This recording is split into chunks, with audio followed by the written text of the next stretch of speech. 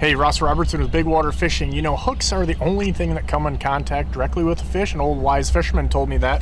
And having a bunch of hooks in different styles and shapes really does make a big difference in having a good quality hook. These are all VMC trebles, and I have them labeled because, you know, the size does matter, the type matters. And I'm going to give you a little rundown specifically what I choose with spinners. And I usually start with my front hook, almost always with an octopus style. This is a VMC. Actually, let's see, we got can't remember all the numbers. It's a needle point octopus live bait hook.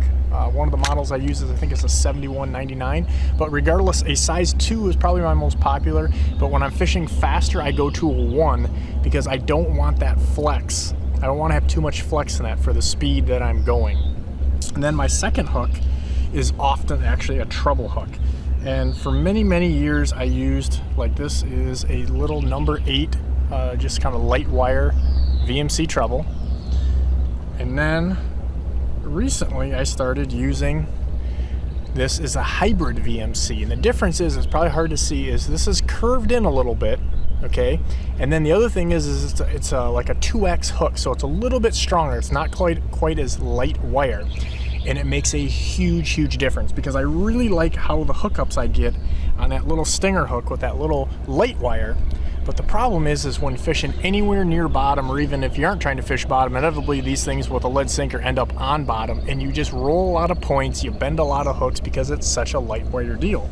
So this hybrid VMC, which is a newer hook by them, it's got that little bit turned in, almost like a beak style, but it's a wider gap. So I really get good hookups with this thing. That's the big deal, but I don't roll nearly the number of points. So that means I can keep my rigs.